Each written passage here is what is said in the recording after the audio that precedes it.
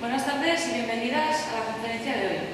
Jakingo duzuen bezala, gaurko hitzaldia noaingo bataiaren 500 urte urrenaren oroitzapena egiteko urte osoan zehar egin den konferentzia zikloaren parte da. Como ya sabéis, esta conferencia forma parte de un ciclo que se ha organizado este año con motivo de la conmemoración del 5º centenario de la batalla de Noain. La fecha se acerca y muchas personas han trabajado, y no solo este año, por dar a conocer nuestra historia, con conferencias, publicaciones y también con otro tipo de iniciativas y actividades, como exposiciones, juegos infantiles, recorridos culturales en bici, cursos de verano y demás. Asimismo, habrá una manifestación el 19 de junio organizada por la plataforma Nafarroa Berrisaltza y el 26 de junio, como todos los años, la marcha organizada por la Asociación Batalla de Noain. Este año se pretende aprovechar el aniversario para impulsar la difusión de una versión de la historia que todavía sigue relegada y promover un debate serio en el que se tengan en cuenta todos los documentos hasta ahora hallados. Gaur, Ricardo Feliu dugu gurekin. Helburu honetan lagunduko gaituen beste ikertzaile bat. Hoy tenemos con nosotras a Ricardo Feliu, otro investigador que nos ayudará en el camino a nuestro objetivo.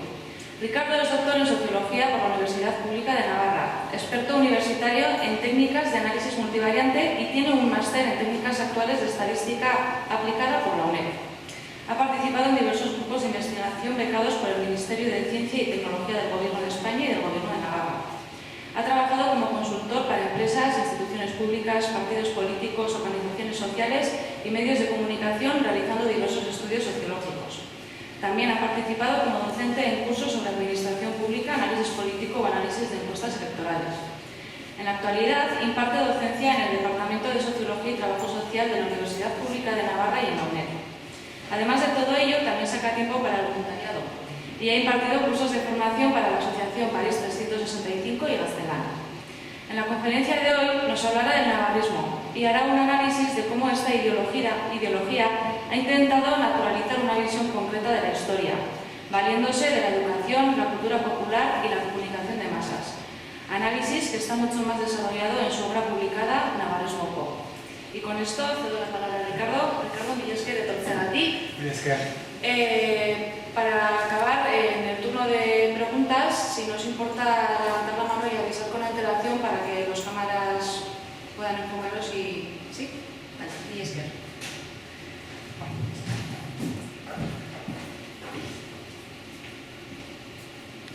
Bueno, no sé ustedes, me quito la mascarilla porque tengo una sensación.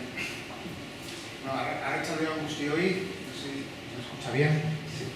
Arratsalde guztioi, buenas tardes a todos y a todas.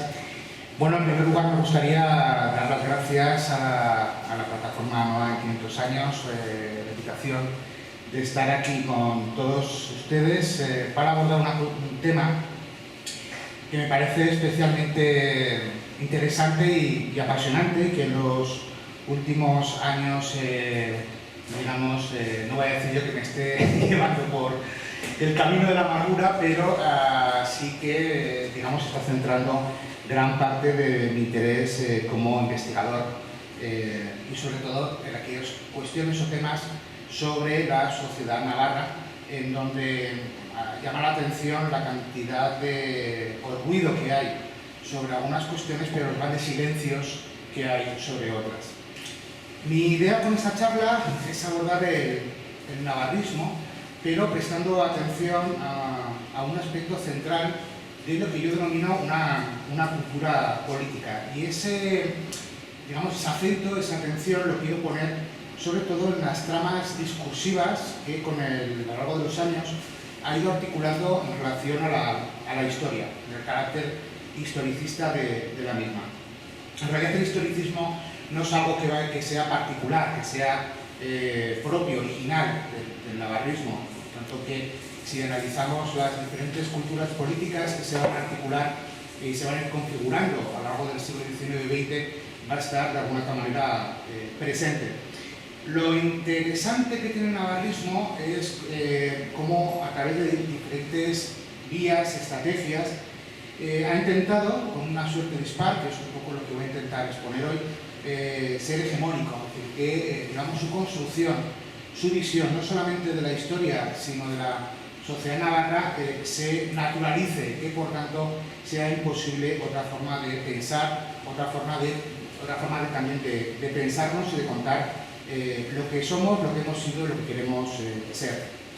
Cuando hablo de intención, que es un término que a primera vista puede llamar la atención, no estoy haciendo tanto referencia a la definición más extendida de este término, que apela a la idea del engaño, la ficción, sino a otra que primero es mucho más antigua y me parece mucho más sugerente, que entiende la invención como parte de la retórica que se ocupa de cómo encontrar las ideas y los argumentos necesarios para desarrollar un asunto. Es decir, esta acepción de la retórica no pone la atención, sino sobre aquello que se está contando es verdadero o falso, sino en el conjunto de estrategias comunicativas, de figuras retóricas, de metáforas que se utilizan para contar eso, ese asunto, ese tema.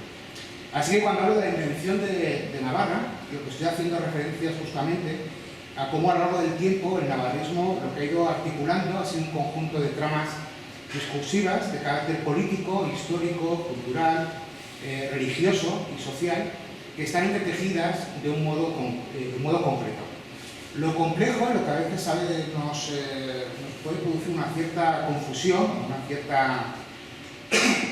nos pueden azorar cuando abordamos este tipo de cuestiones, es que esas mismas tramas, si hiciéramos la metáfora del telar, esas mismas hilos, esas mismas hebras, las vamos a encontrar en otras culturas políticas, pero articuladas de manera diferente y también articulando sus propias invenciones. Por tanto, la cuestión que aquí no es tanto abordar hasta que cierto punto la cuestión en términos de verdadero o falso, sino de las construcciones ideológicas que existen en relación con la historia de Navarra. No me voy a mover en el ámbito del debate historiográfico, tampoco voy a entrar en las polémicas entre los historiadores y historiadoras al respecto, sino que quiero poner la atención, o quiero poner el foco en este abordaje del historicismo y el navarrismo desde el punto de vista de la cultura popular, es decir, como uno de los objetivos que va a tener el navarrismo, y esto sobre todo, aunque de manera puntual, lo vamos a poder observar, por ejemplo, durante los años 20, en relación a la polémica de Amallur, imagino que ustedes conocerán, el cómo en un modo determinado durante el régimen franquista el navarrismo va a empezar a utilizar estrategias o los medios de comunicación de masas para articular su discurso o intentar que su discurso sea hegemónico. Del resultado de este proceso veremos hasta qué cierto punto lo consigue o no lo consigue.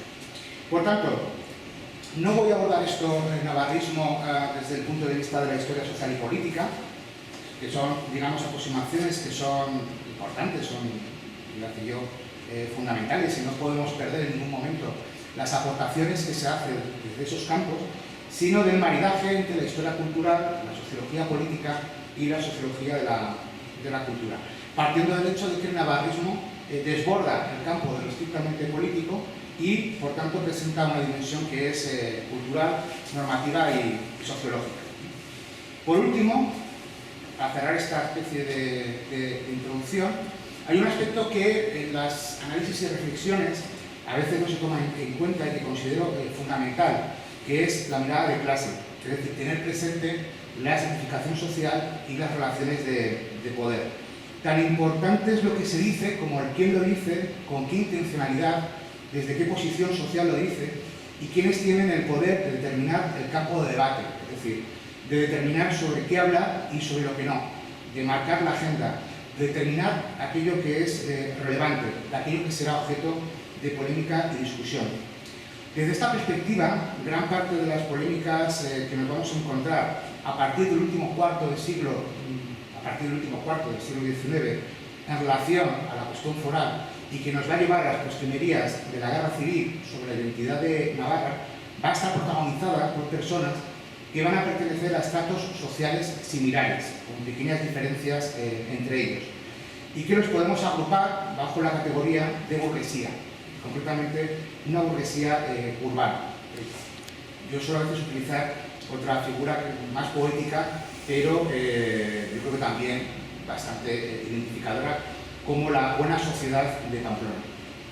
Esto no significa que este grupo esté cohesionado al 100%, porque van a existir fracturas y contradicciones internas que van a ser relevantes en momentos dados. Pero es un indicador que hay sectores de la sociedad navarra, tanto en la ciudad, pero sobre todo en el ámbito rural, trabajadores y trabajadoras, agricultores, jornaleros, sectores populares, sectores marginalizados, que no hablan, sino que serán hablados por esa burguesía urbana, que poliniza con pasión sobre las esencias de Navarra y que proyectan sobre ese sector de la sociedad, sobre todo en el ámbito rural, una mirada romántica, alejada de la difícil y dura realidad que tenían que vivir. Y cuando se expresan estos colectivos a través de la protesta o a través de diversas expresiones de la cultura popular que rompen los marcos discursivos e interpretativos de los que detentan ese poder de esa burguesía urbana, entonces son dibujados como amenaza, como un peligro, digamos, que han caído en la trampa de ideologías foráneas que disuelven un orden social natural. Y aparecerían todas las referencias al peligro de la entrada en el agro navarro de ideologías como el comunismo, el socialismo o el anarquismo. Es por ello que, por ejemplo, está todavía sin estudiar y sin analizar de una manera seria y profunda el proceso de manipulación que se hace en torno a manifestaciones de la cultura popular como es la Jota, en donde Raimundo Lanas, persona vinculada con la cultura republicana y cosmopolita, de repente se encuentra representando las mayores esencias de la Navarra eterna, foral y española. Pero volvamos al planteamiento inicial. La primera cuestión es definir qué es el navarrismo, término sobre el cual va a girar toda mi exposición. Si nos ceñimos al ámbito estrictamente académico, nos vamos a encontrar como diferentes aproximaciones. Hay historiadores que centran el término en relación a lo foral y al proceso de significación y resignificación de los fueros, sobre todo en relación a los debates de la ley de 1841, es lo que se denomina el navarrismo foral. Hay otros autores que ponen, digamos, el acento en la relación que existe entre el navarrismo y el franquismo y que hablan directamente de navarrismo franquista, y otros que hablan de navarrismo españolista en oposición a un navarrismo basquista. Pero si algo comparten todas esas definiciones o todas esas aproximaciones, es decir, la tesis fundamental, es que el navarrismo tiene una concepción de Navarra como una comunidad singular, dotada de un régimen jurídico propio, los fueros, pero siempre dentro de un marco que ese marco es España.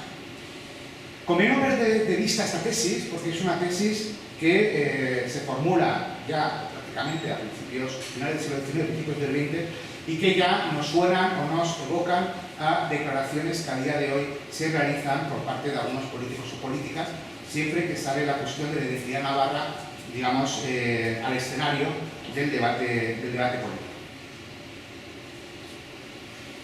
Pero conviene no perder la pista de una cosa, que esta formulación genérica, en realidad, cuando empezamos a indagar, lo vamos a encontrar compartida, es decir, con algunas derivaciones o con algunas mutaciones, tanto por aquellos sectores tradicionalistas, pero también por otros sectores sociales, como por ejemplo podrían ser los liberales y un sector del socialismo. De hecho, es dentro del liberalismo navarro en donde nos vamos a encontrar las primeras formulaciones de carácter historicista de Navarra dentro de un discurso político-institucional que se articula en el marco de la creación de lo que el historiador Ignacio Peiro, en su libro En los altares de la patria, denomina la cultura nacional española por parte del liberalismo a lo largo del siglo XIX. Entonces, la pregunta que surge es lo siguiente: si el navarrismo, tal como lo hemos planteado, va a ser, o la tesis fundamental, tal como la he identificado, va a ser compartida por diferentes culturas políticas, entonces, exactamente, ¿qué tiene particular el navarrismo? ¿Cómo podemos hablar del navarrismo como una cultura política perfectamente diferenciada del resto? La respuesta lo encontramos en el desarrollo de los aspectos fundamentales de esa tesis y de su evolución en el tiempo. Es decir, el cómo se entiende eso de la comunidad singular, cómo se entiende aquello de la cuestión foral y la relación con España. Y sobre todo, el cómo el navarrismo entronca directamente con la tradición del pensamiento conservador español. Así formulado, parece sencillo, aunque en la práctica no lo es, justamente porque habrá elementos del navarrismo que van a entreverar con otros aspectos o con otros elementos de otras culturas políticas. Sintetizando, ¿cómo podemos entonces definir el navarrismo? El navarrismo es ante todo una ideología identitaria que se configura fundamentalmente en el marco de unos conflictos que son políticos, sociales, culturales, normativos o de valores, protagonizados por grupos sociales que controlaban los espacios de poder en la sociedad navarra, y cuyo proceso de cierre, o cuyo modelo más acabado, lo vamos a encontrar en las postrimerías de la guerra civil, dando forma a una cultura política de corte tradicionalista, reaccionaria y con influencias de los movimientos totalitarios que en ese momento dominaban el continente europeo. Por tanto, más allá de esa tesis más o menos común compartida, lo que vamos a encontrar van a ser elementos que nos van a apelar justamente a un modelo social, a un modelo ideológico, en donde la religión va a tener un papel fundamental y una concepción tradicionalista de lo social, del ámbito social y del ámbito político. Sin embargo, a la hora de... Sí que es interesante que ver un poco, y por lo menos voy a intentar organizar la exposición siguiendo este pequeño esquema en el cual, sabiendo de la precariedad del mismo, es decir, que hay algunos sobre los cuales estoy revisando hasta qué punto se puede mantener como periodo, se puede subdividir, pero bueno, en lo básico fundamental, digamos, dentro de lo que es la historia del navarrismo, se tendría que identificar 4 grandes periodos. El primero que sería la formulación, el origen del navarrismo, que nos llevaría desde finales del siglo XIX hasta prácticamente la década de los 30 del siglo XX. El navarrismo como una cultura política hegemónica que nos llevaría desde la guerra civil hasta prácticamente finales de la década de los 50 del siglo XX.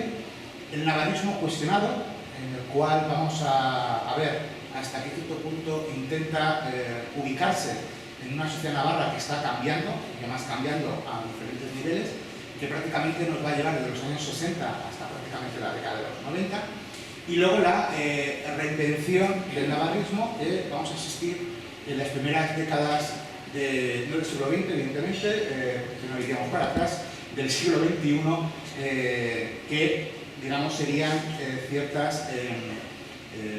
estaría dentro de lo que es el periodo de gobierno de Miguel Sanz y Duque. Entonces, a partir de estas 4 fases, lo que yo de alguna manera voy a intentar explicar, digamos, esa relación con el historicismo, siendo consciente además que sí o sí vamos a tener que poner en relación otros elementos que son claves. De todos modos, les comentaba que a la hora de abordar el tema del historicismo en el ámbito de la historia de Navarra, tendríamos que hacer como un pequeño proemio, que es el Salón del Trono del Palacio de Navarra. Yo no sé si han estado en este sitio. ¿Han estado, lo conocen? Sí. Es un espacio, a mí personalmente me parece fascinante porque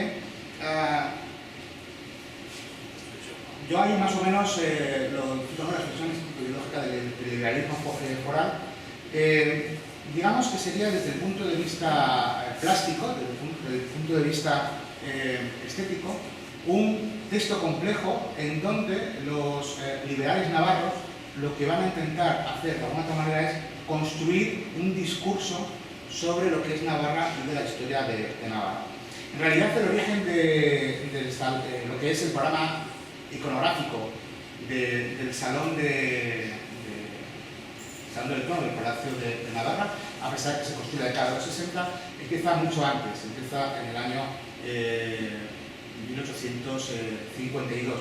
Y además, también como una especie de mensaje que se lanza hacia Madrid. Tenemos que pensar que, y me parece que es un elemento que nunca tenemos que perder de vista, es el contexto que se está produciendo en estos momentos en España. En estos momentos lo que vamos a encontrar es los movimientos que dentro del liberalismo se van a articular a la hora de crear una cultura nacional española. Y lo que vamos a observar, no solamente en Navarra, sino en otros lugares, son los intentos o los diferentes intentos de crear esa cultura nacional, que tampoco quería profundizar mucho más en ello, pero que no acaban de articularse bien o que acaban en fracaso. En todo caso, este texto se construye, digamos, mandando un mensaje a Madrid y sobre todo hay la famosa historia de cómo las obras se aceleran en el sentido de la visita de Isabel, la reina Isabel, que nunca llega, ¿no?, de la Guarda Mano. ¿Por qué lo quiero poner aquí o por qué es interesante? Por lo siguiente. Yo no sé si se ven muy bien los cuadros. Dentro del programa iconográfico del salón se van a identificar una serie de escenas de la historia de Navarra como las escenas claves, relevantes, que de alguna manera ejemplifican las obras grandes de Navarra. De tal manera que van, de alguna manera, como haciendo una especie de síntesis. Asimismo, aparece toda la referencia a los reyes de Navarra. Aquí empezamos ya con un pequeño problema. En total aparecen 32 reyes, faltan reyes. La versión oficial es porque calcularon mal, digamos, la distribución y que por tanto no podían entrar. Hay una cosa que queda pendiente de investigación, es hasta qué cierto punto esto es cierto o no es cierto, sobre todo porque la planificación del Salón del Trono duró aproximadamente 20 años. Que en 20 años no hayan sido capaces de calcular bien las distancias para intentar, ¿no? Tenemos la hipótesis que hay una cierta intencionalidad de que algunos reyes, curiosamente de ley similares, pues no aparezcan. ¿Vale? Es una hipótesis, ¿vale? Pero bueno, pero sobre todo me quiero fijar en esta imagen. ¿Les suena de algo esta imagen?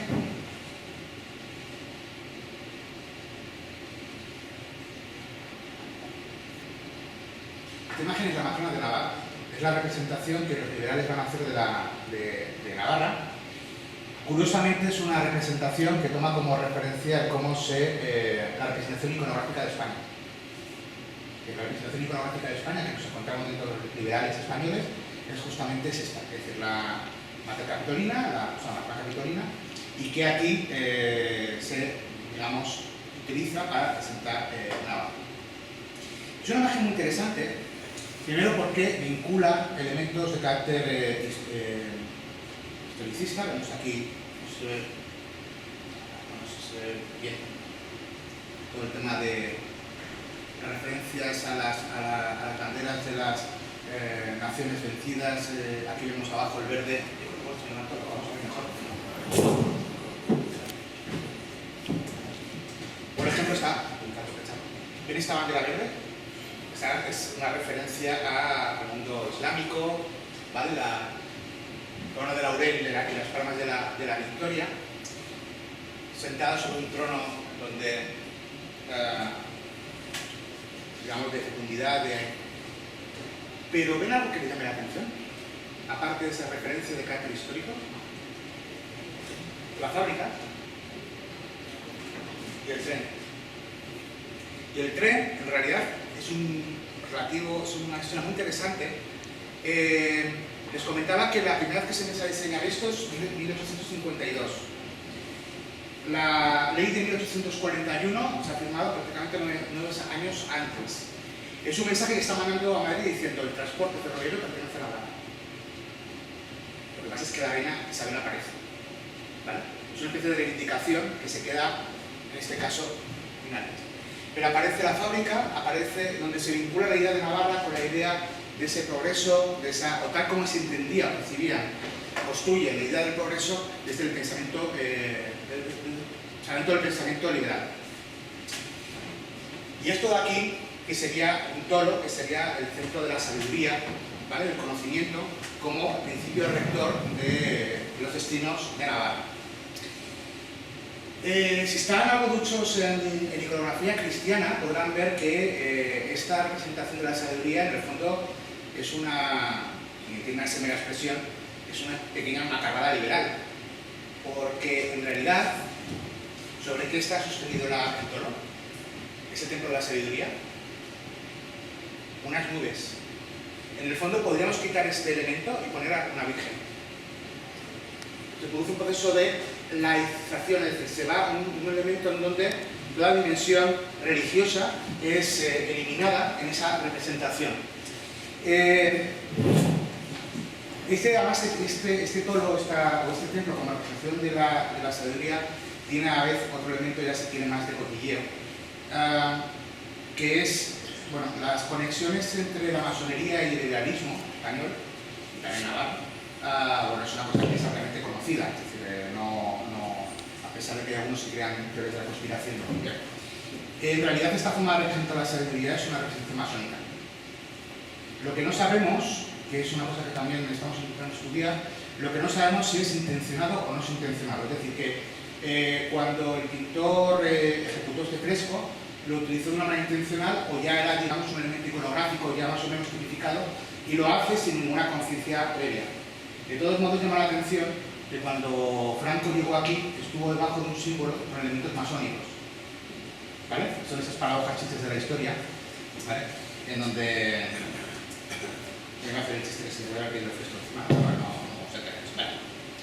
Vale, este intuito es para decir o plantear que ya dentro de los sectores liberales a lo largo del siglo XIX ya aparece, digamos, esa construcción historicista de Navarra, no plasmada o no recogida, mejor dicho, en ámbitos de debates historiográficos o debates intelectuales, sino en formas plásticas, en formas que están pensadas para ser vistas, por lo menos por sectores de la población que no participaban de esos debates de carácter académico.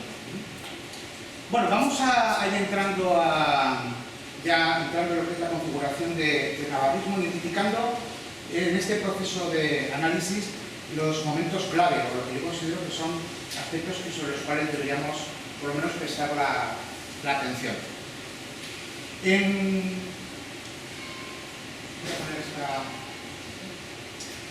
A finales del siglo XIX tenemos que pensar que estamos dentro de un contexto en un marco que se va a mover entre tres ejes, que son los que nos interesan traer aquí a colación. El primero hace referencia a los debates entre las diferentes posiciones foristas que aparecen en el marco de la crisis foral del último cuarto del siglo XIX, que se articulan sobre todo en relación a la naturaleza de la ley de 1841, en donde hay un sector que apela a ese discurso del pactismo, pero también no tenemos que perder de vista que frente a este intento por parte del liberalismo español de crear una cultura nacional que fuera compartida, lo que nos vamos a encontrar es un giro centralista por parte de la restauración. De tal manera que, y esto es muy interesante, que parte de los liberales foristas, y no solamente en Navarra, sino en otros territorios, que a lo largo del siglo XIX podían compartir, digamos, el programa ideológico que acabamos de ver, ante el giro que da la restauración, se van abandonando esas posiciones liberales a posiciones de defensa de, digamos, de los intereses locales o de los intereses más cercanos. Dicho de otra manera, ese giro centralista lo que hace es expulsar a sectores del liberalismo forista que en un modo determinado participaban o estaban defendiendo sus principios aquí en Navarra. Segundo elemento que no tenemos que perder de vista, que es la importancia, la centralidad de la gamazada y, dentro de este proceso, la cristalización en el monumento a los fueros. Y, por último, lo que nos vamos a encontrar ya a medio camino entre esta primera fase que comentaba y la segunda, cómo van a empezar a ir surgiendo, sobre todo a partir de la década de los 10, debates sobre la identidad vasca o española de Navarra.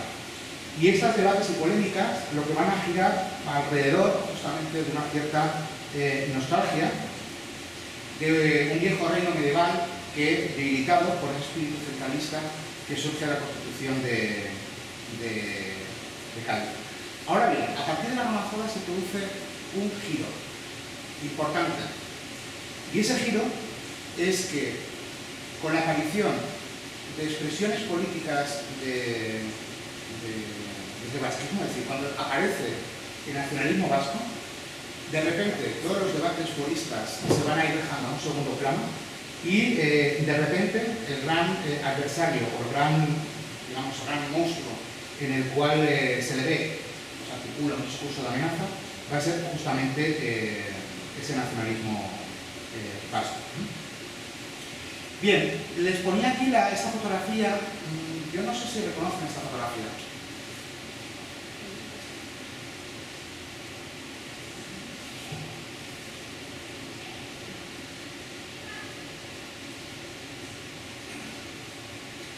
Vale, es de un pueblo de Navarra, es Olite. Dentro de en este momento, a finales del siglo XIX,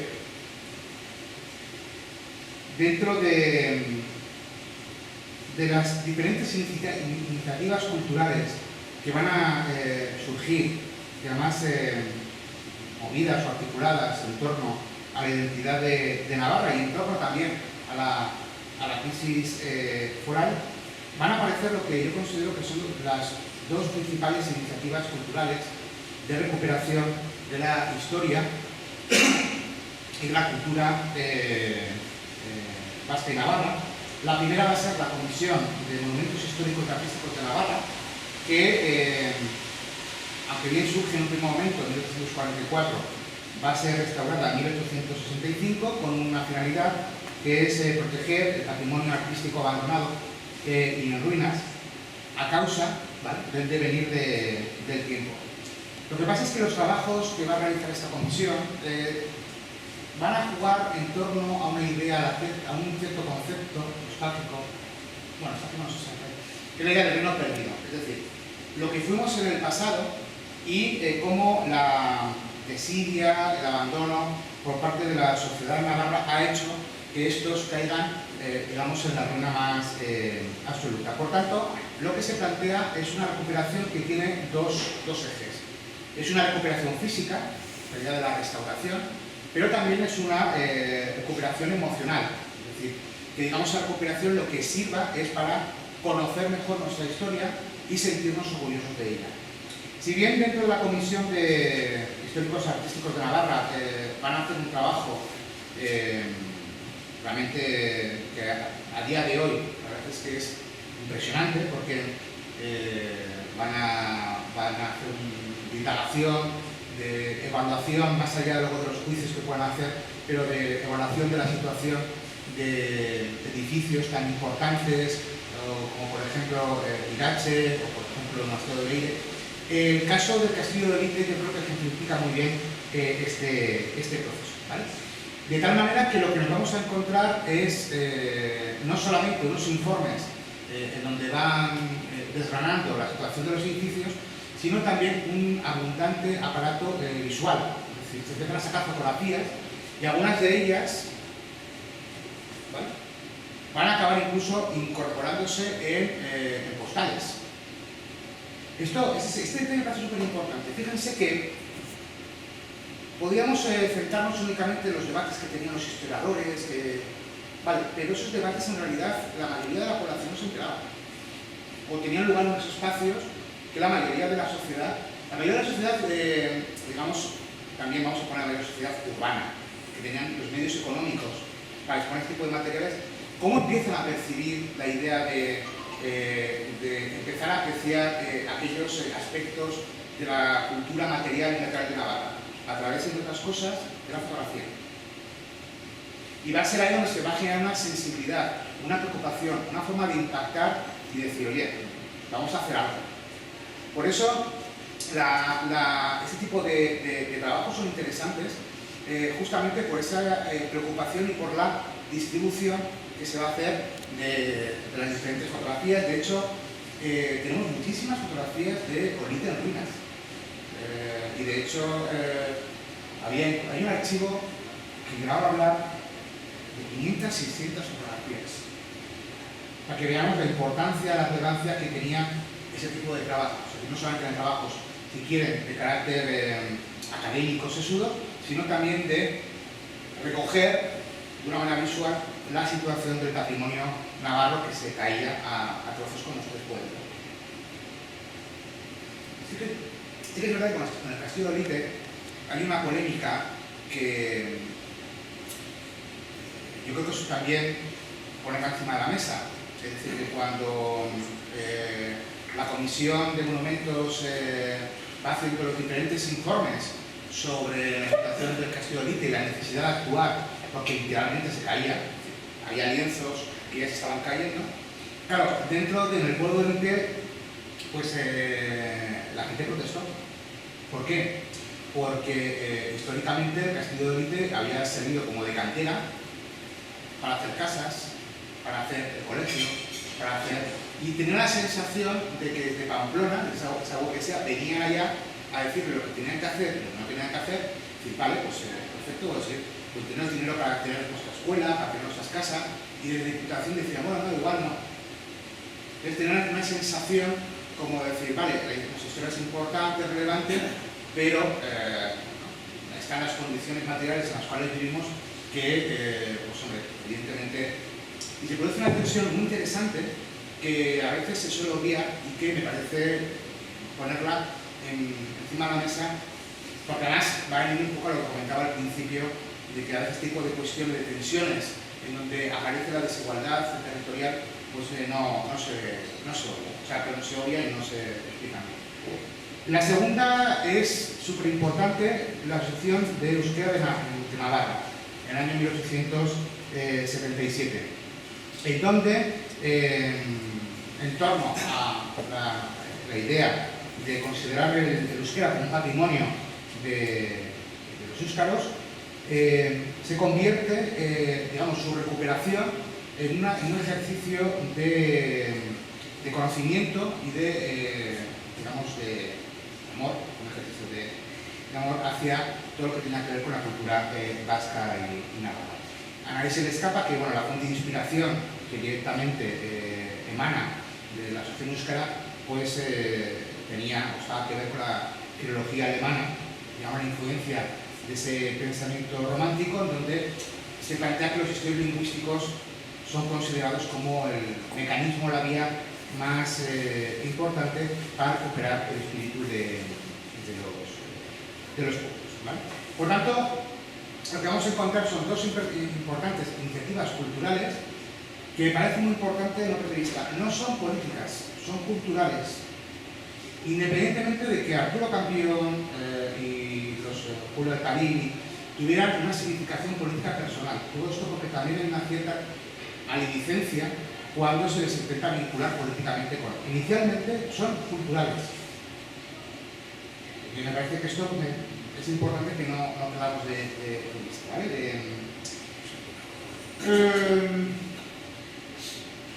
Antes explicaba la gamazada.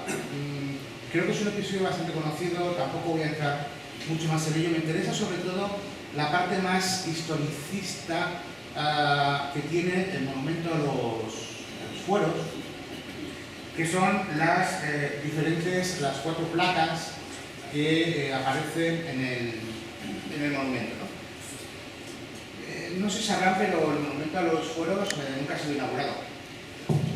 La historia de la construcción del monumento a los fueros es una historia bastante interesante en el sentido de cómo ese fervor inicial que se movió en torno a la gamazada, y donde en realidad también exige una mirada un poco más fina, porque lo que nos vamos a encontrar es que no hubo una gamazada, hubo varias gamazadas. Hubo una gamazada oficial por parte de la Diputación, pero luego hubo otras gamazadas, incluso un levantamiento armado contra la reina, eso saben esa historia. Hubo un levantamiento armado, una partida de personas de Puerta del Rey que se lanzaron al monte. ¿Por qué digo que hubo otras gamazadas?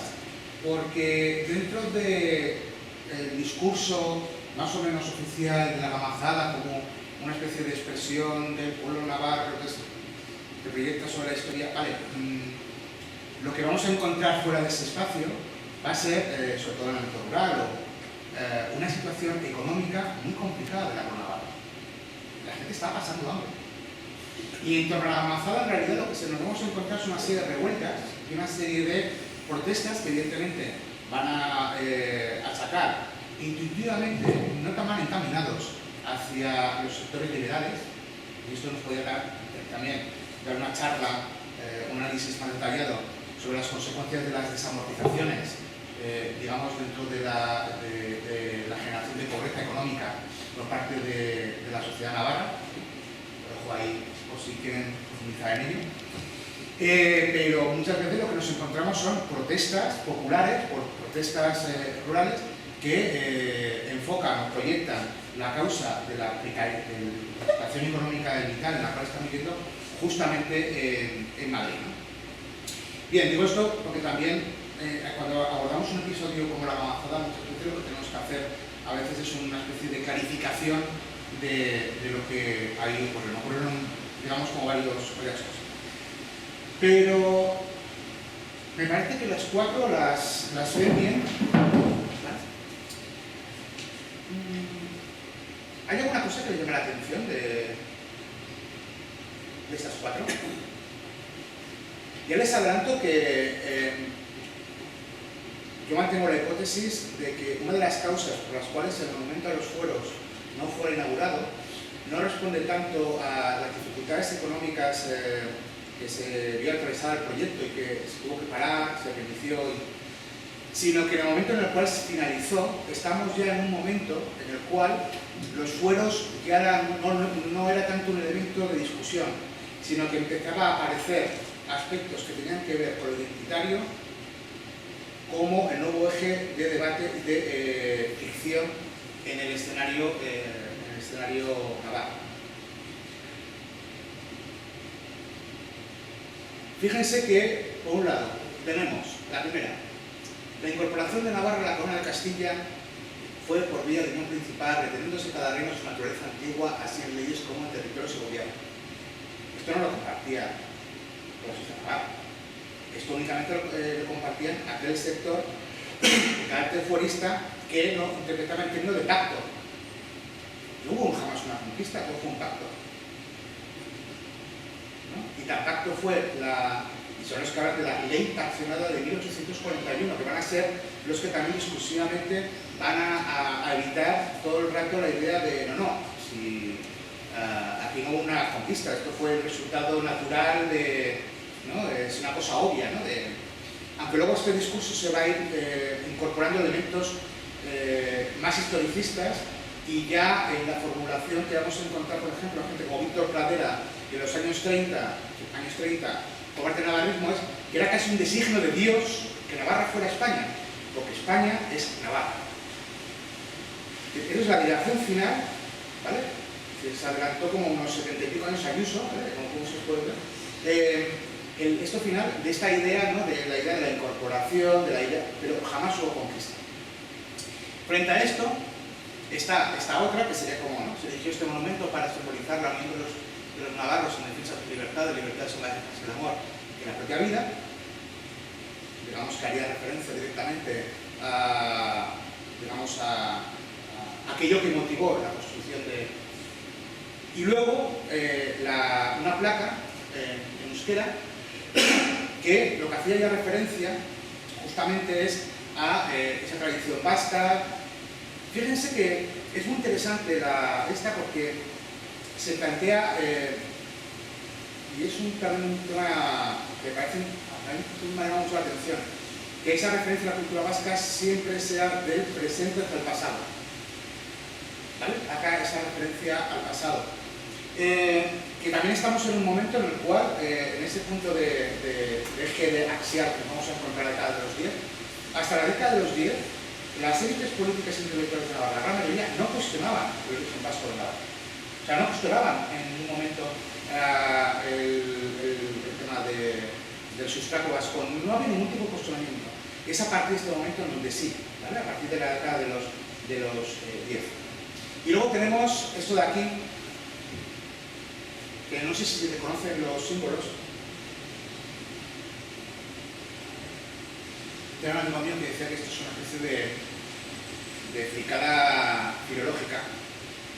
Esto es íbero. Bueno, mejor dicho, lo que se entendía que era íbero en este momento. Había una teoría que ahora está completamente descartada, aunque todavía hay he intentado mantener, que es la relación entre el euskera y el ibero, ¿vale? Entonces, en estos momentos hay toda una corriente que sostiene que en realidad el pueblo vasco es un pueblo ibero y que... ¿no? Entonces, ante eso hicieron esta placa con símbolos íberos, ¿vale? Y que es un poco remanente a esa teoría que hoy prácticamente está como ya bastante descartada. En realidad es como el testimonio de que a partir de la década de los 10, esos elementos que podían ser compartidos por esa élite política, que tenían que ver con la dimensión de la cultura, incluso en algunos elementos también de la historia, incluso sus posiciones historicistas, y que los únicos puntos de fricción o puntos de, vamos a decir así, de debate, giraba en torno al tema de los fueros, digamos, cambio. Y donde esto se va a expresar de una manera dramática va a ser aquí.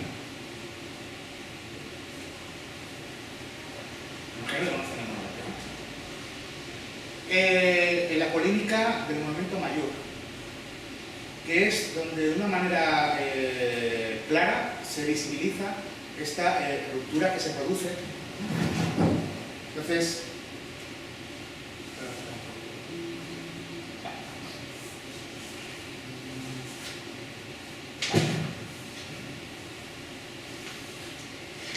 bien,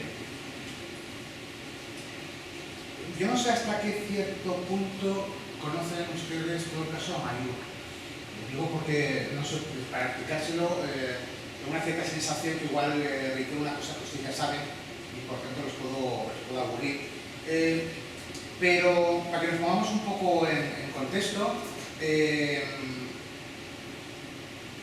estamos en un momento que el debate sobre la cuestión foral prácticamente ha desaparecido y los debates y las polémicas cada vez mucho más agrias se van a articular en torno al vasquismo y al nacionalismo español y sobre todo a partir de la figura de Víctor Pradera como un autor clave y fundamental en todo este proceso.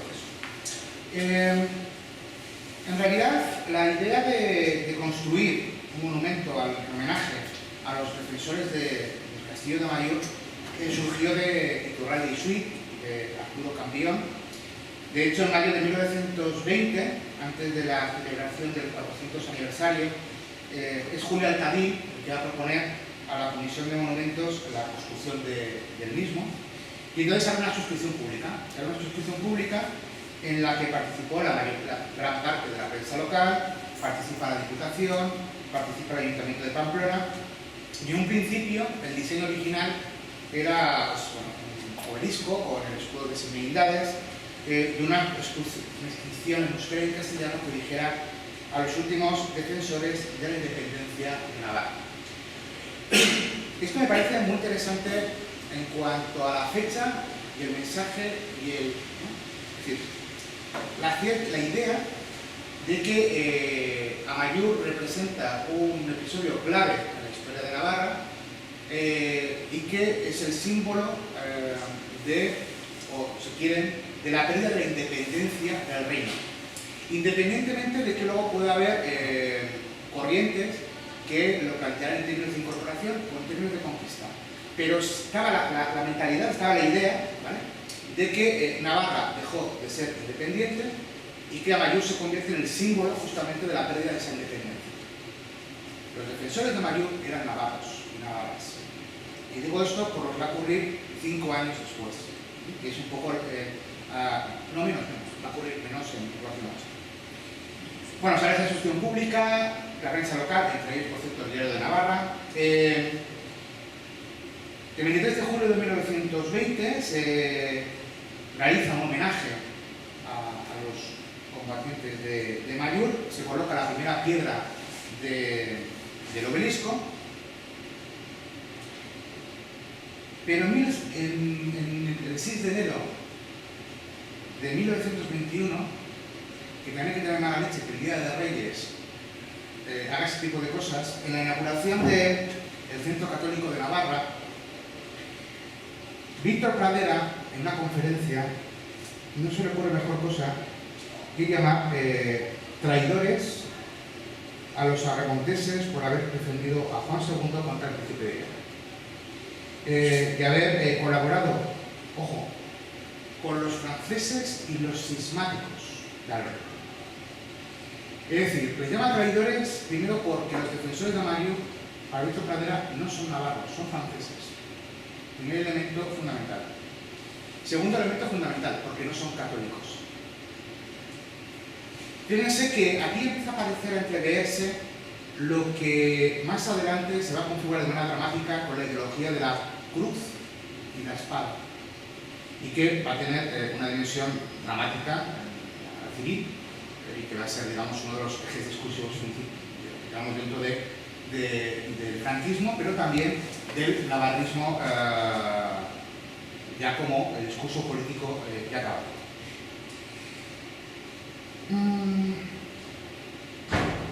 Claro, se pueden ustedes imaginar la bronca que se monta en, digamos, en los medios de comunicación, concretamente en el Día de Navarra.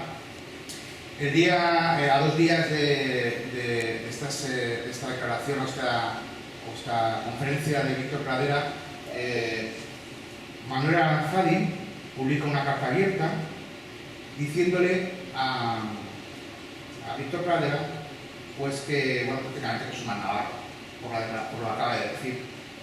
Y entra en polémica Joaquín Valentena, que también le llama mal navarro a Víctor Pradera, y empiezan a cruzarse réplicas de Pradera, de Tallo, Aranzadi, el Cole de Rodezno, Alcabir, Seminario, que si sois todos mal navarros, otros que sois unos traidores, otros que no sé qué, que no sé cuántos, que sois unos separatistas vascos, que no sé qué. Bueno, la cosa debió ser de semejante magnitud que el 26 de enero el Día de Navarra cierra la sección de cartas al director y de artículos y se niega a publicar más cartas. No quiere cortar esto porque la sangre está a punto de llegar al río. El nivel de tensión que se genera es importante. ¿Esto hace desaparecer la polémica? No. Lo que hace es que la polémica se desplaza del lugar. Ya no va a tener lugar, digamos, en lo que es en la prensa en el Día de Navarra, sino que pasa a la Comisión de Monumentos, en donde hay una serie de personas que forman parte de esa comisión y que van a utilizar este espacio para continuar, digamos, con las tesis de Víctor Pradera. En ese momento hay que recordar que en el Consejo de Redacción de la Comisión de Monumentos va a estar Arturo Campión y Julio Alcalín. De hecho, entre el año 22 y 26 van a publicar un montón de trabajos, un montón de investigaciones sobre todo sobre el tema de Amariu, sobre el sitio de Amariu. Van a hacer un trabajo realmente muy importante.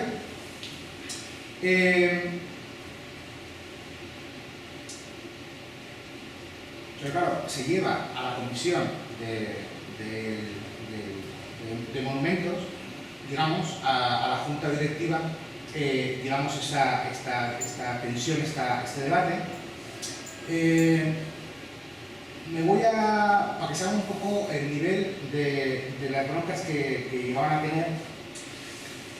Julio Alcalín le llamó a Pradera Guaracu Navarro.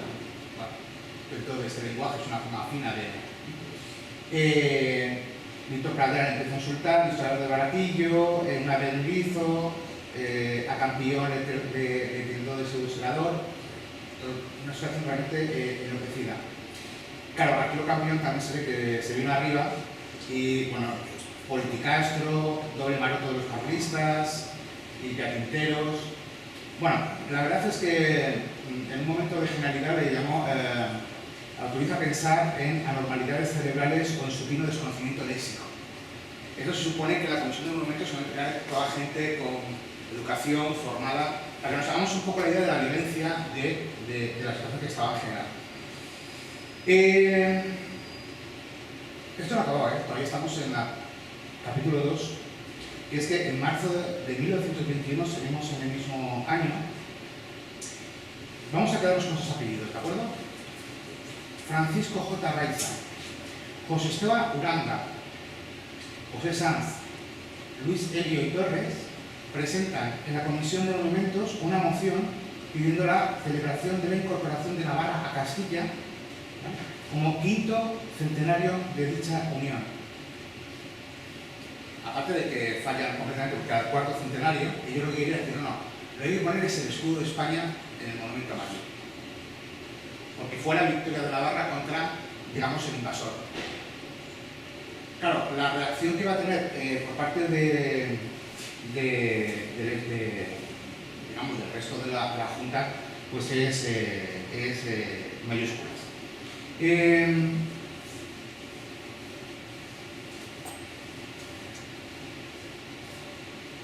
Lo que se produce entonces es una lucha de poder dentro de la Comisión de Monumentos para, en relación a esto, es decir, intentar, de alguna manera, ¿qué se ponía? Se ponía, digamos, el escudo de Navarra, o lo que en un principio lo habían planteado, pues, digamos, estaba ya diseñado, que era el escudo de las provincias vascongadas.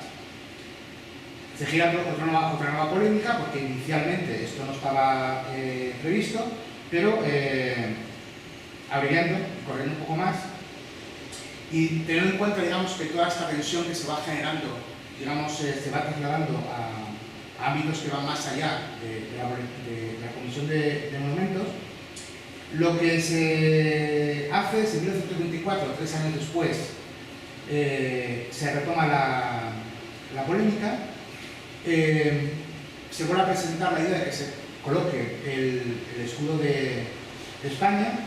La comisión, en su mayoría, rechaza, digamos, esto, y no solamente esto, es que, digamos, Arturo Campión, voy a decir lo que apetece, pero, digamos, ya se le acabó la paciencia y tuvo algo más que palabras con Arraiza. Y en este momento es donde el Diario de Navarra cambia su posición, porque hasta ese momento el Diario de Navarra había mantenido una posición, bueno, mira, vamos a decir neutra.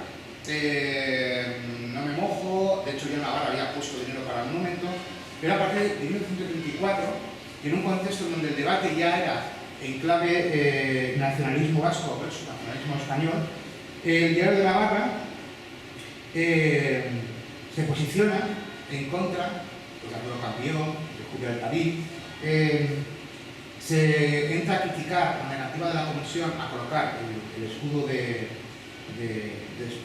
España, y lo planteaban de una manera directa: o se retiran los escudos vascongados o se coloca en el lugar principal el emblema de España. Literalmente, lo que se publica en el diario, es una frase que creo que me parece muy simbólica. Que no sea el monumento Maya un monumento a la Euskadi de los bizkaitarras, sino a la España de los buenos navarros. Entre Navarra y el Bachoqui, la Comisión de Monumentos no puede irse con el Bachoqui.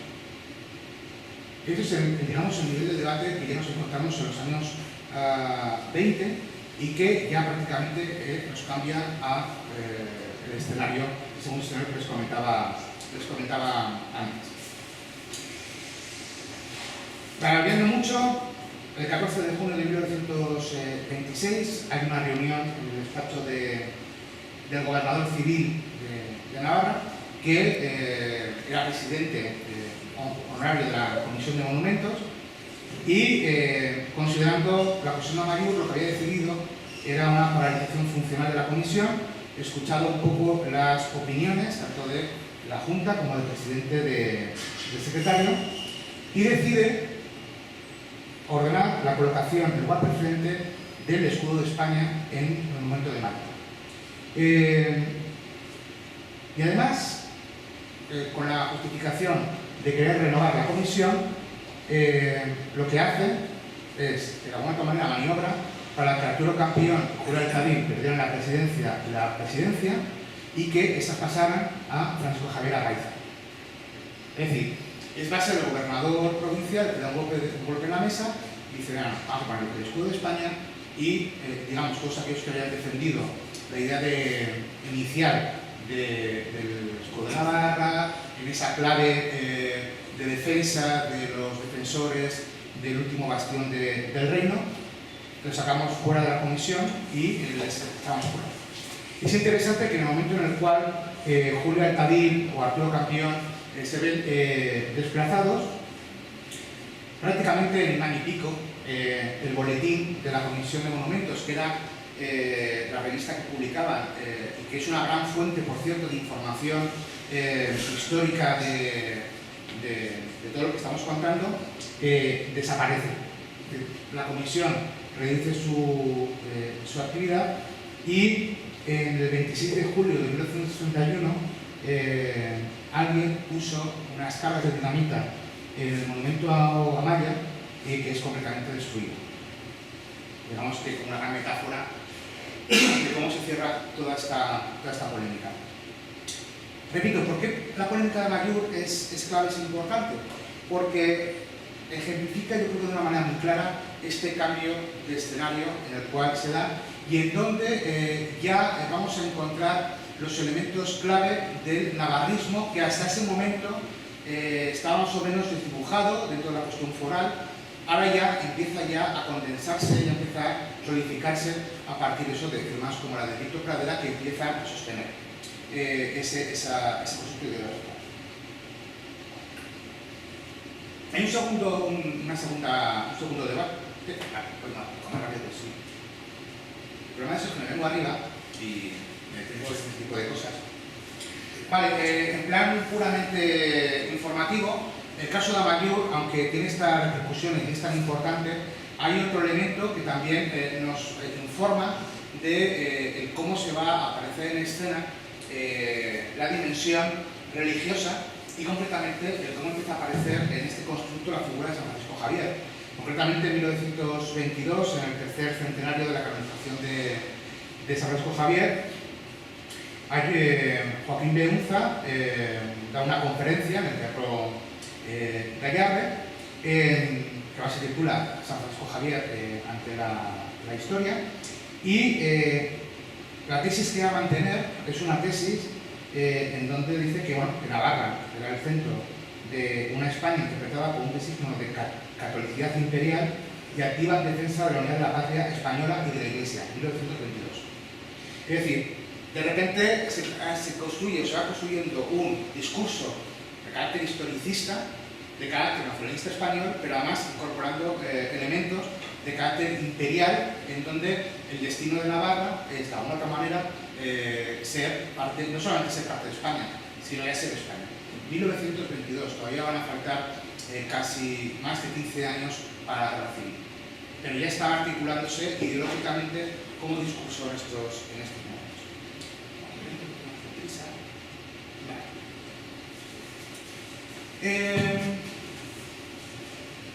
El tercer momento sería el navarrismo como discurso hegemónico que iría prácticamente de la guerra civil digamos, hasta la década de los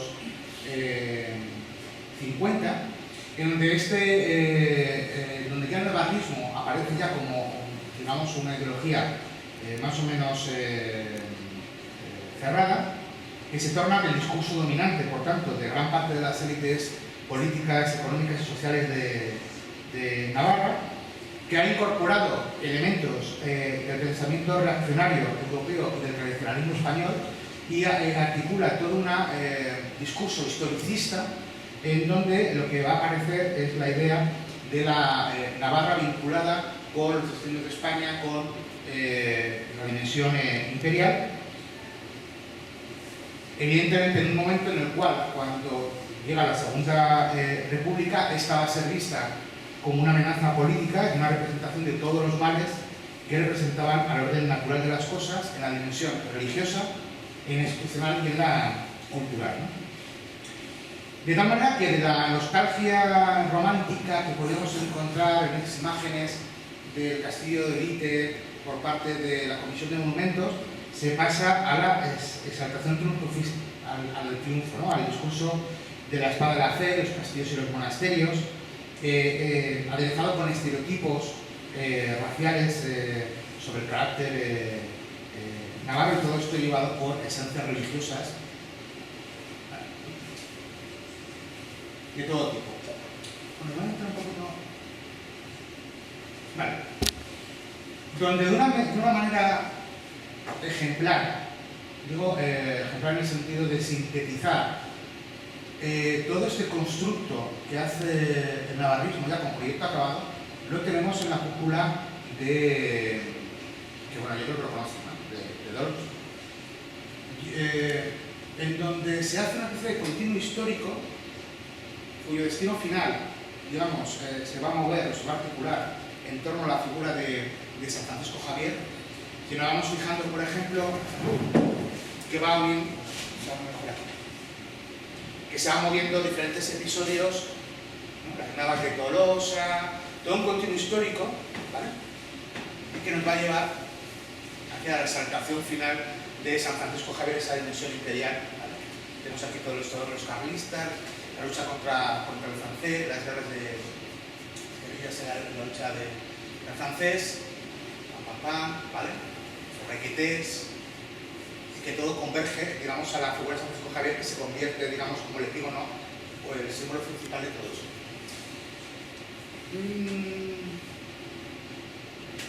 Hay alguna cosa aquí que me llame la atención, porque es un elemento iconográfico que lo han visto, se ha reproducido millones de veces, es un elemento que forma parte casi de nuestra iconosfera natural cuando pensamos en episodios de la historia de Navarra, y lo tenemos tan sumamente interiorizado que no somos conscientes que eso era un pinto fascista. Venga, algo que le suene.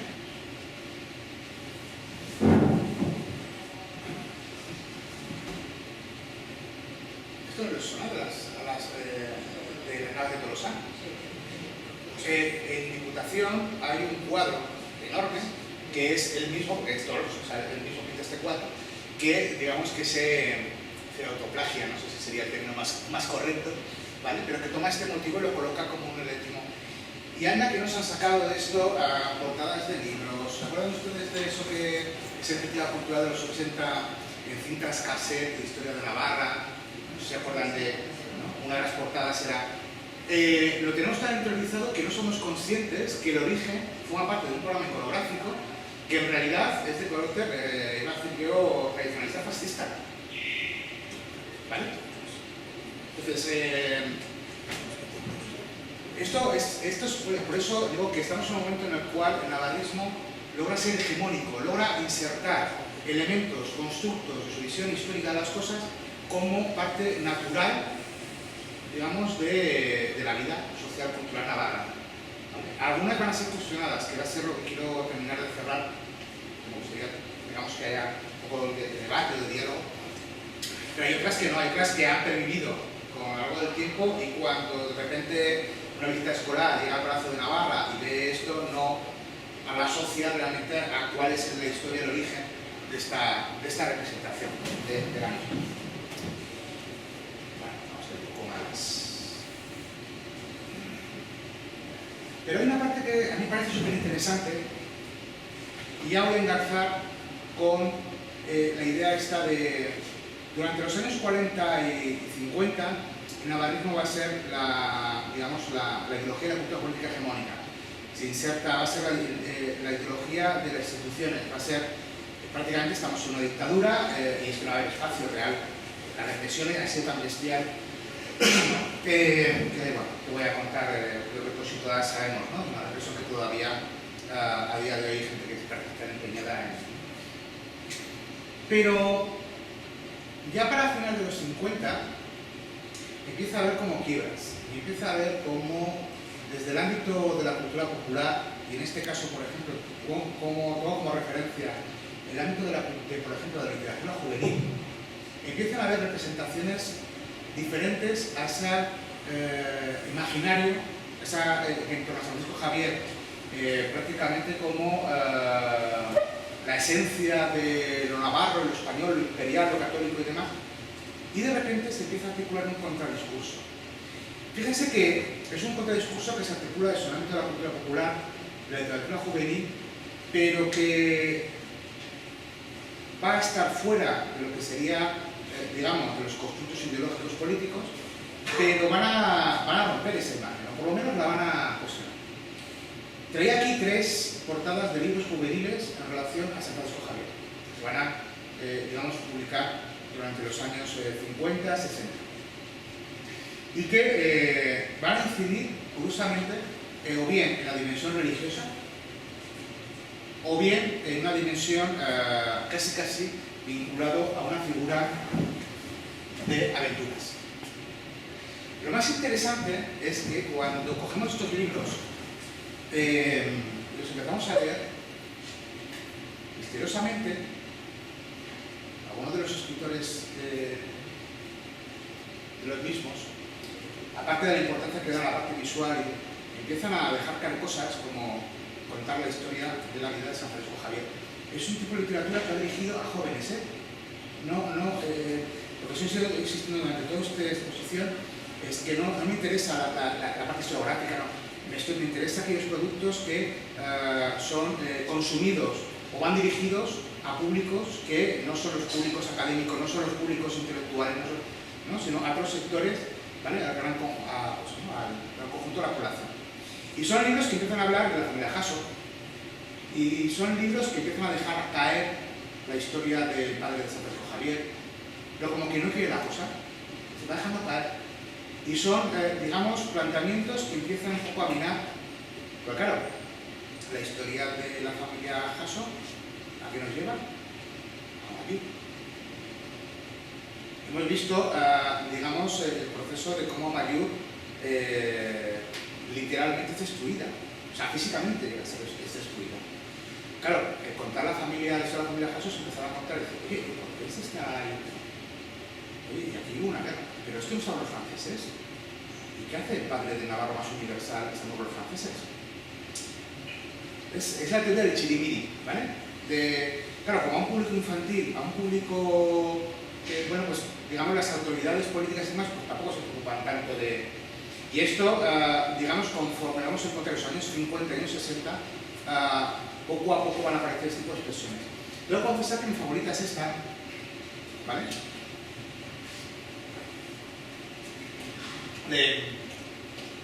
Donde combina esta especie de historia, esa dimensión religiosa y esa dimensión aventurera, pero no imperial de San Francisco Javier, ¿vale? Bueno, seguimos de prisa. Esto nos lleva al navarrismo fusionado. A finales de la década de los 50, la hegemonía del navarrismo se ha empezado a delimitar por varios factores. Hay un primer factor, que son los cambios sociales y económicos que se producen en Navarra a raíz del proceso de industrialización.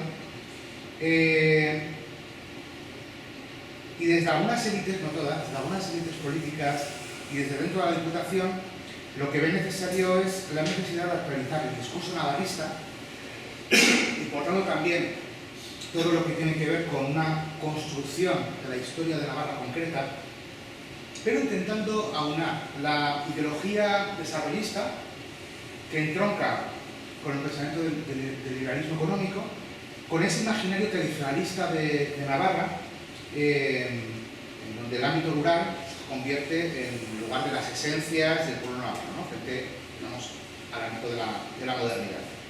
En todo caso, la sociedad navarra que va a ir, o se va a ir configurando, por ejemplo, en torno a Pamplona, que movimientos migratorios, primero interiores, pero luego de otros lugares del Estado, lo que va a hacer es que esos cambios sociales y económicos también van a hacer aflorar problemas de carácter laboral y que empiezan a haber problemas relacionados con la cuestión obrera y que empieza a haber los primeros movimientos de defensa de los derechos de los trabajadores. Y todo esto, digamos, va rompiendo esa idea de la Arcadia foral, ¿vale? Y esa especie de imaginario construido por el navarrismo.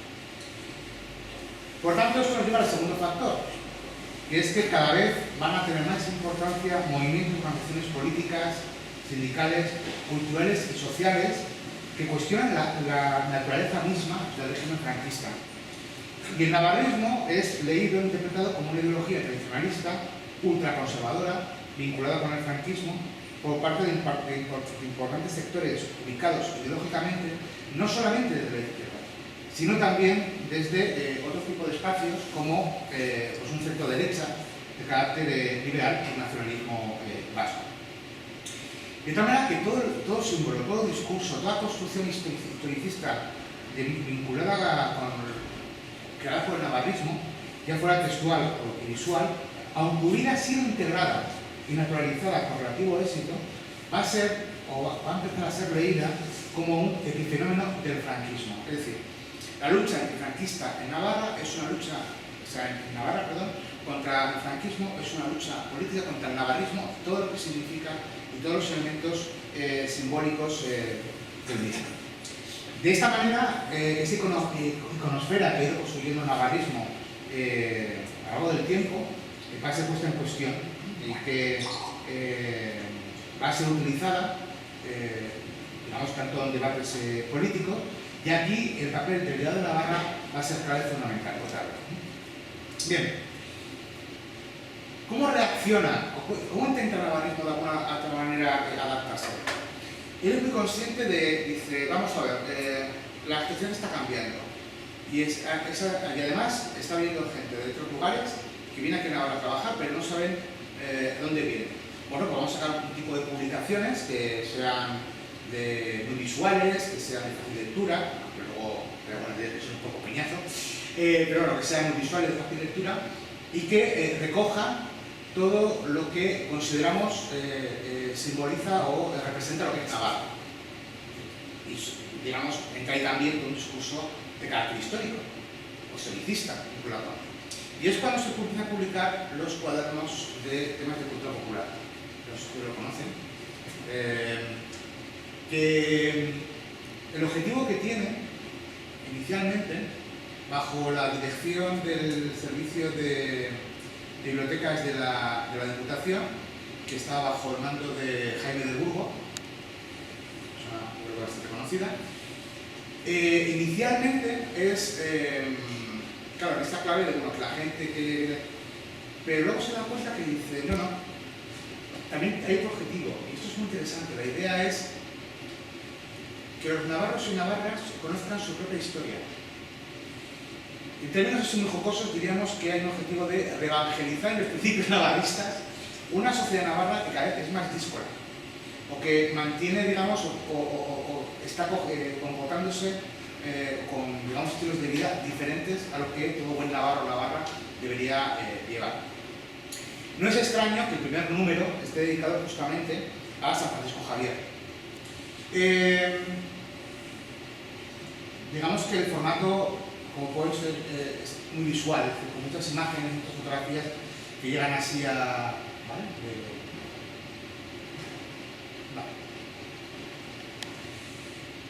Dentro de esta obra, lo que vamos a encontrar, por tanto, va a ser dirigida por Jaime del Burgo, director general del número 3 Cultura Popular, pero va a haber dos personas detrás, claves fundamentales, que van a Félix Suarte y Amadeo Marco, que son dos figuras que desde el punto de vista simbólico representan como esas dos almas, una franquismo desarrollista y otra más vinculada con el ámbito tradicionalista, ¿vale?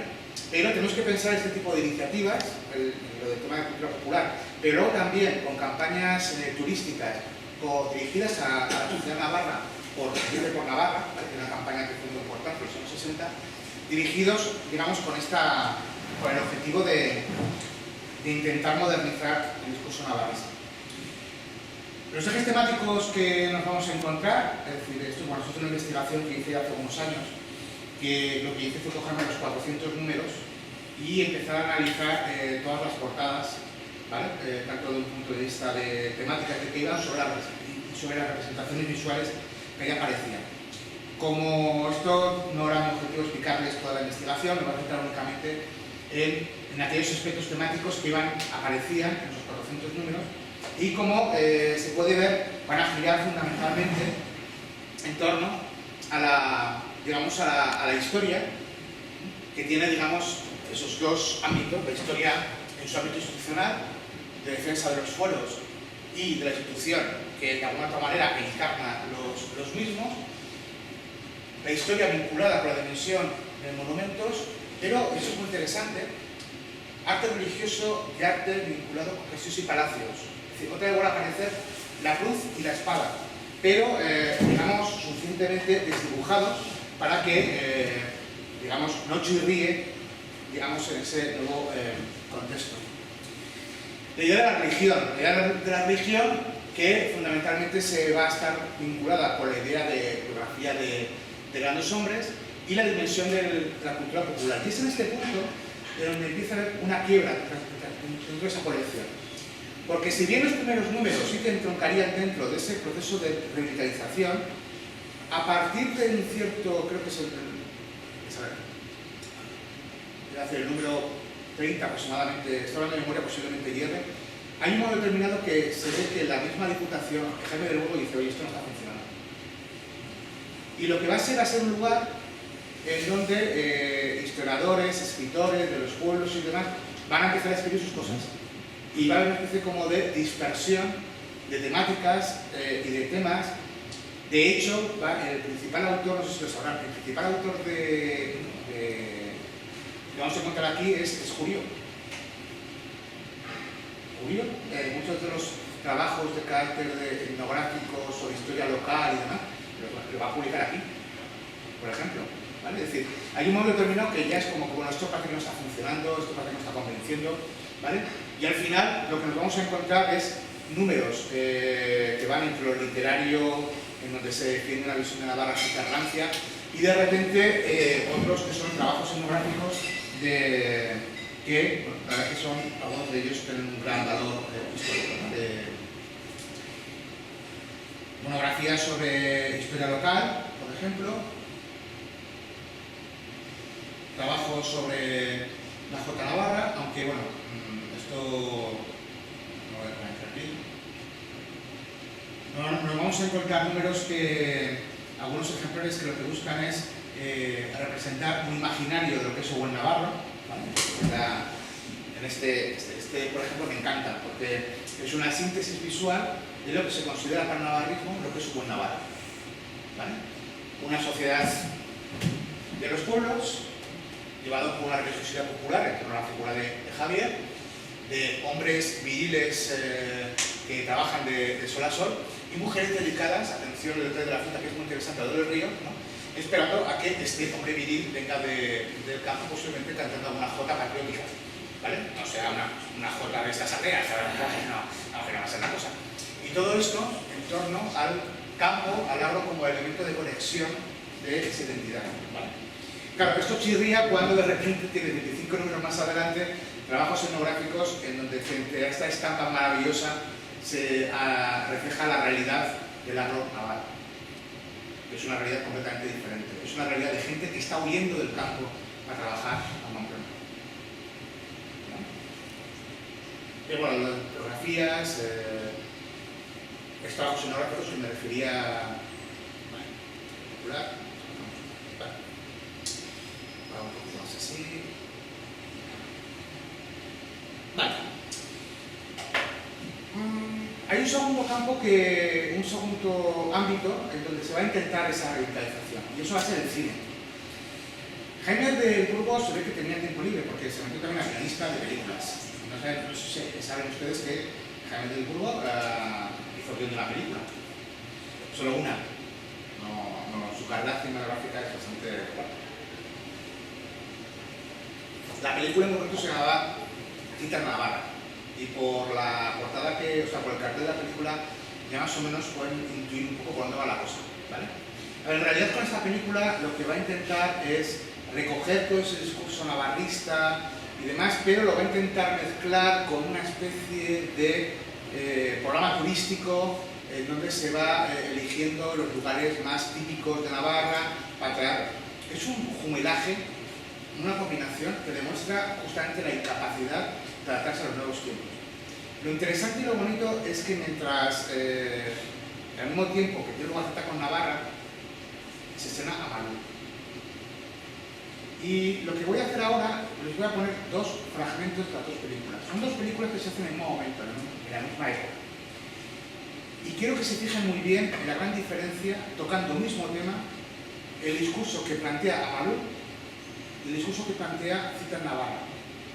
Porque es el ejemplo más claro de cómo un vasquismo cultural que se va a articular ojo, insisto, cultural, no político, que se va a articular en los años 60 en el ámbito de las artes plásticas, va utilizando esa misma hebra que tiene que ver con, en este caso, un baile navarro, va a poner, o va a reflejar, o va a hacer evidente lo carpetobetónico, lo anquilosado, lo rancio, que ya empieza a presentarse el discurso navarrista. Entonces, si la técnica no me falla,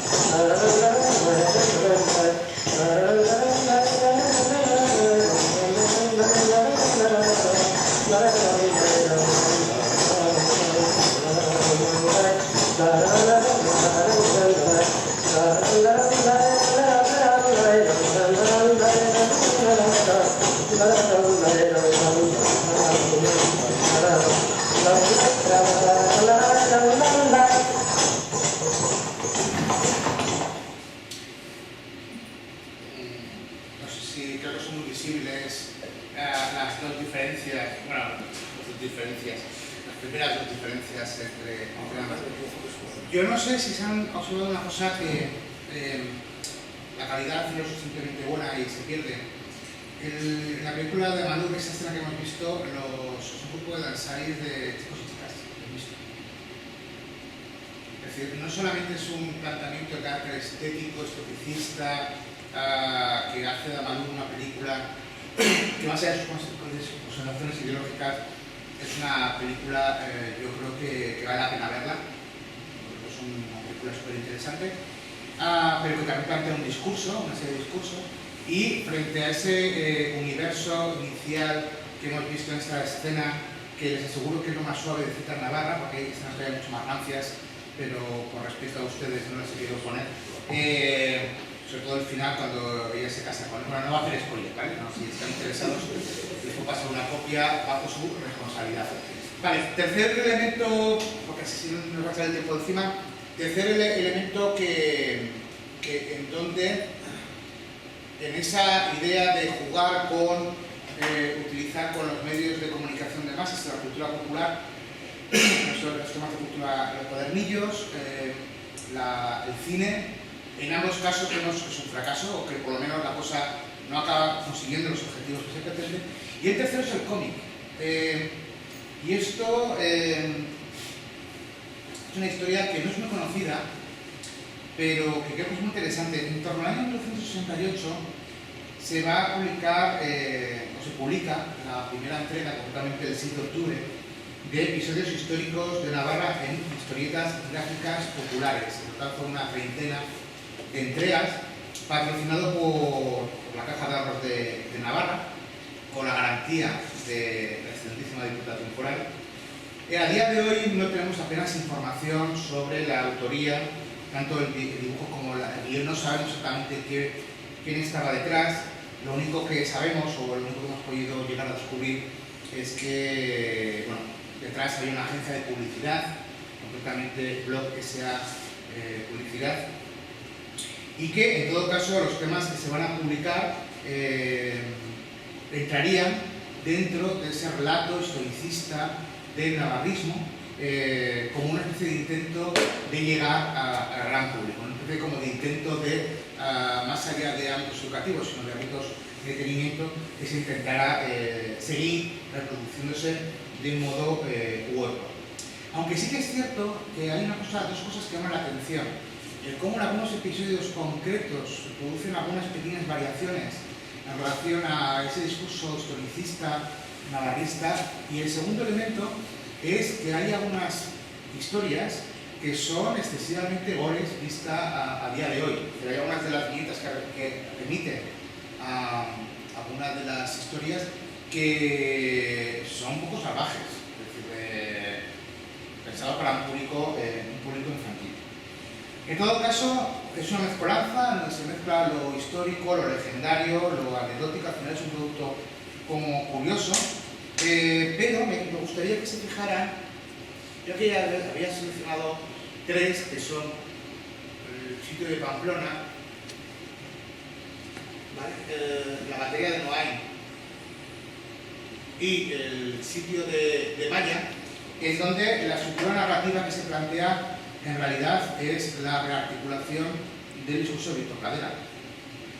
¿Vale? Es la idea de los franceses vienen de conquistar el reino, que por tanto, a pesar de que las formas, la parte visual plástica, parece que sean más o menos modernas, el discurso de fondo sigue siendo el mismo. Y tampoco esto le sale bien. Aparte de porque se produce alguna cosa curiosa.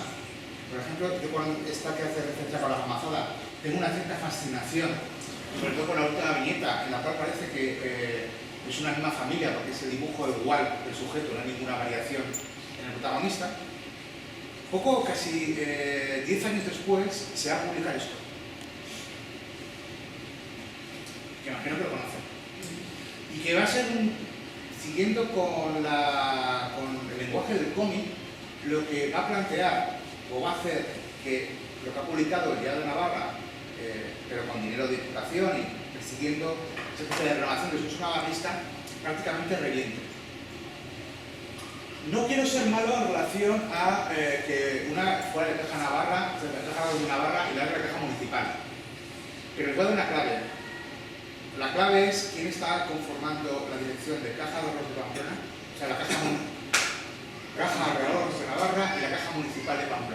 te doy esa clave, investiga. Porque eso nos puede dar algunas pistas de que de repente nos encontramos a gente como los Uranga, en Caja de Ahorros de Navarra, gente como los Araiza. ¿Y quién estaba en el ámbito municipal? 1980. Y es una obra que además dice, vamos a la casa por la ventana, 40.000 ejemplares. Al año después se va a publicar la de Amaño y los Vascos, ¿no? En una edición tanto en euskera como en castellano, y donde va a tener una supervisión de personas, digamos, con una cierta solvencia en el ámbito de la historia de Navarra, entre ellos José María Jiménez Puliza. Y lo que plantea ya es un discurso diferente al que en ese momento seguía intentando mantener el navarrismo de una manera popular. Digamos que también por ese ámbito, digamos, el tasca que se le da, ¿vale? Corolario, o lo paradójico del asunto, es que la única tabla de salvación que va a encontrar el navarrismo la va a representar el suelo. Y con esto me gustaría cerrar otra palabra, que sería que cuando se decide que el día 3 de Navarra, día de Navarra, sea San Francisco Javier, no es una decisión de UPN, que representaba o ocupaba, digamos, a los sectores navarristas. Va a ser una propuesta del Partido Socialista de Navarra, que va a ser aplaudida por las orejas por parte de gente como Aizpún y compañía. Y dejo aquí la exposición y...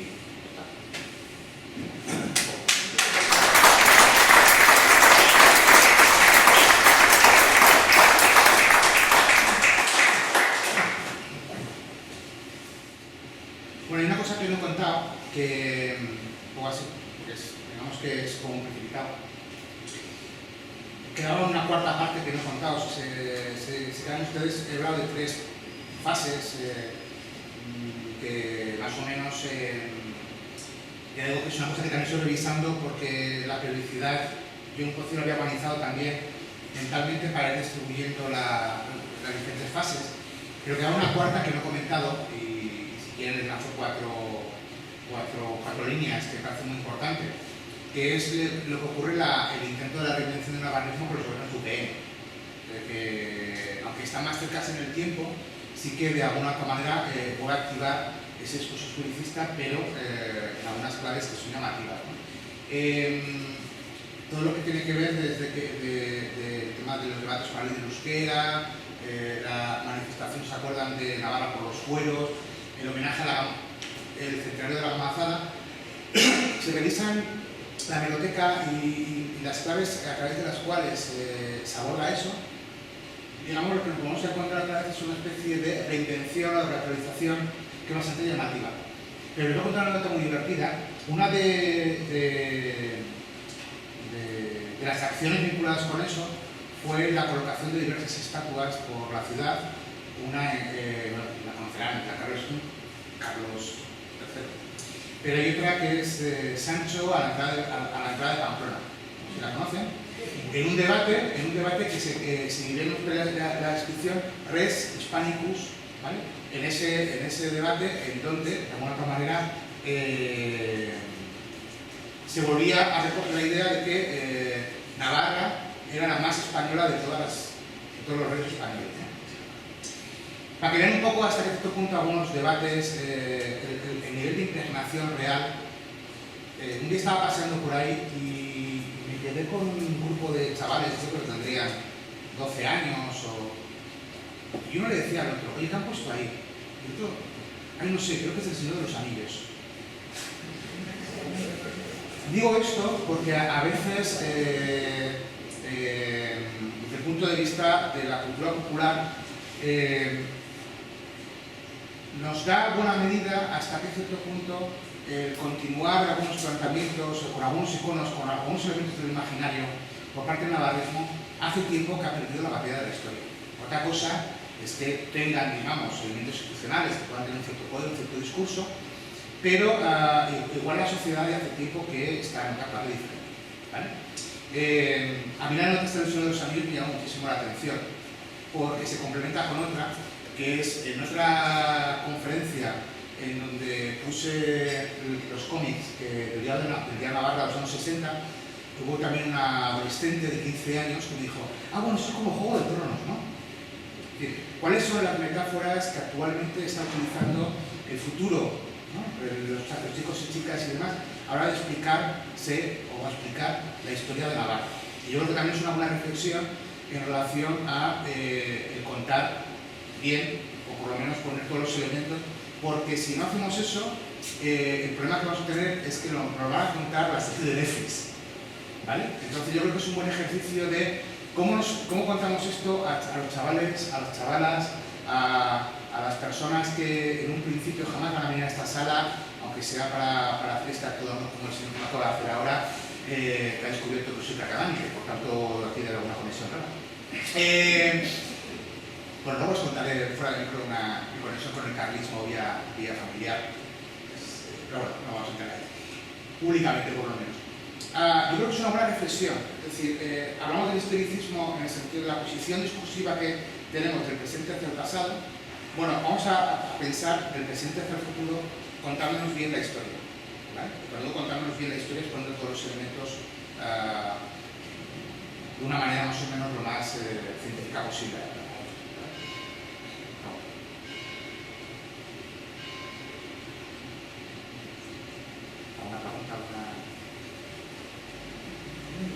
Más o menos parecía que entraba en crisis por los cambios sociales, se recompone con la famosa reforma del 78, donde pudo haber habido un nuevo paradigma de unión de 4 provincias del sur, incluso con planteamientos más moderados de los que la izquierda podía plantear.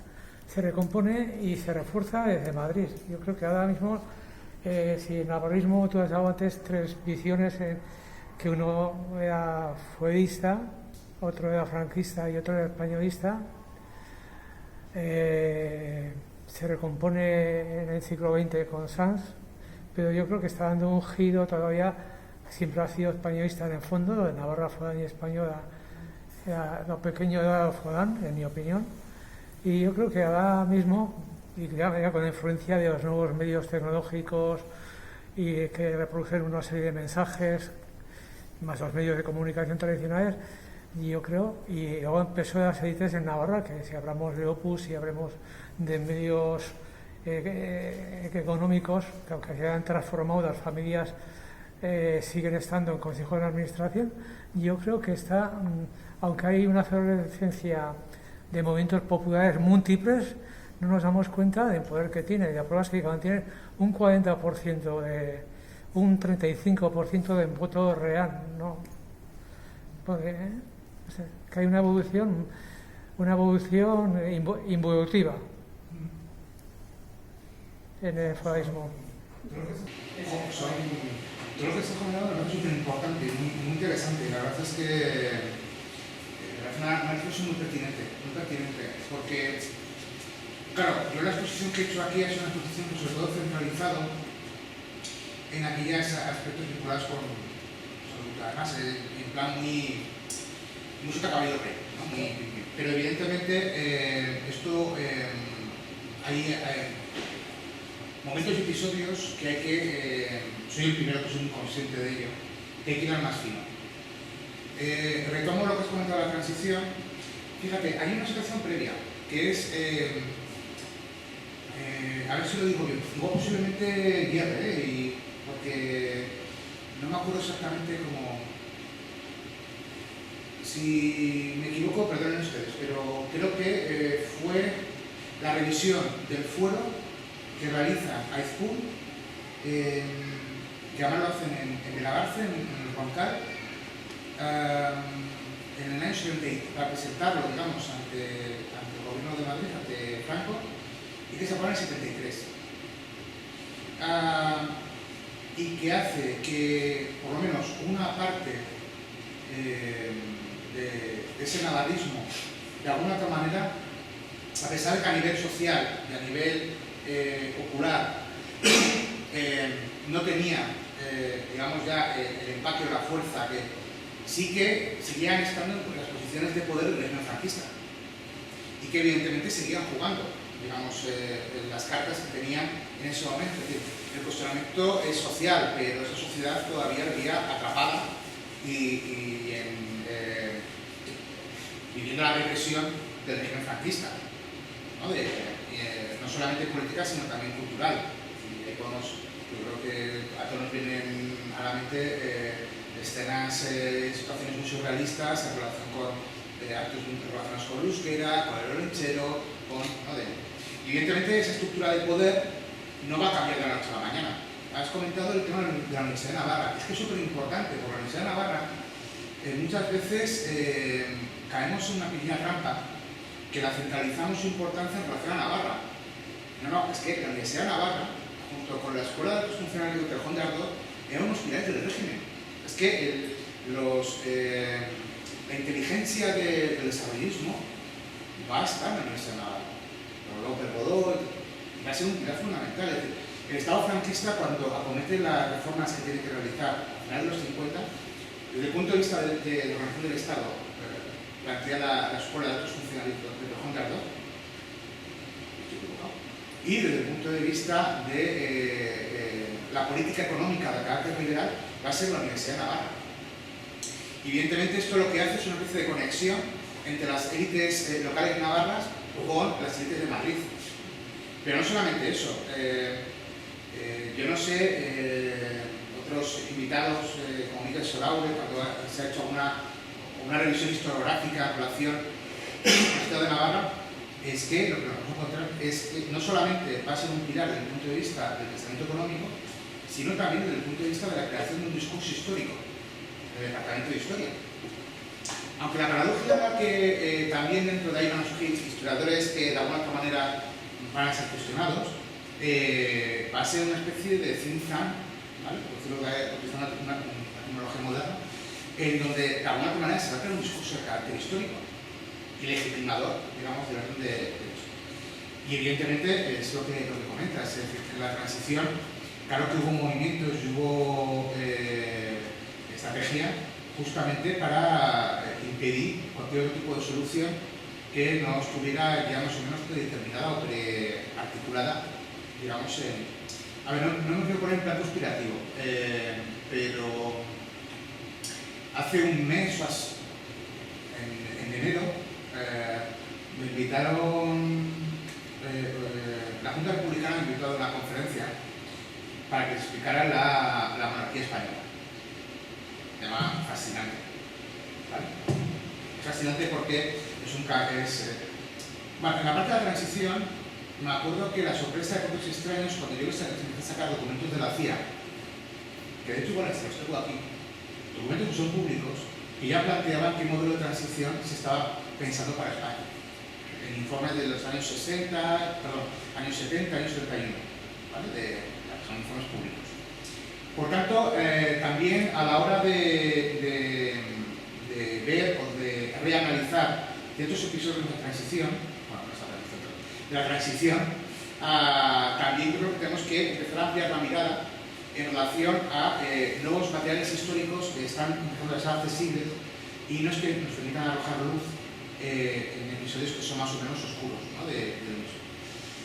Por ejemplo, que van desde el cambio de actitud del PSOE hasta ciertas también modificaciones que dentro de la UCD y también en relación, por ejemplo, a movimientos sociales que fueron muy importantes en los 70 y que de la noche a la mañana desaparecieron, fueron barridos. Bueno, entonces yo creo que es importante tu comentario en el sentido de que hay episodios históricos que no tenemos que dar por sentados, que tenemos que volver a pensarlos, tenemos que volver a analizarlos con las nuevas pruebas y evidentemente y en este análisis que he hecho hay que incorporar todo lo que era la estructura del poder franquismo en Navarra, que de hecho en algunas circunstancias lo que vamos a encontrar es una situación de continuidad, de ruptura. Nombres como los Uranga, si antes los he citado, confieso que era en realidad para que sientan que esos nombres que nos evocan son de familias que llevan, digamos, posiciones de poder prácticamente desde el siglo XX. Y además en espacios clave, o sea, en Villar de Navarra, en relación a la caja de ahorros y que de alguna otra manera están. Entonces, yo creo que es una reflexión pertinente y me parece una reflexión muy importante.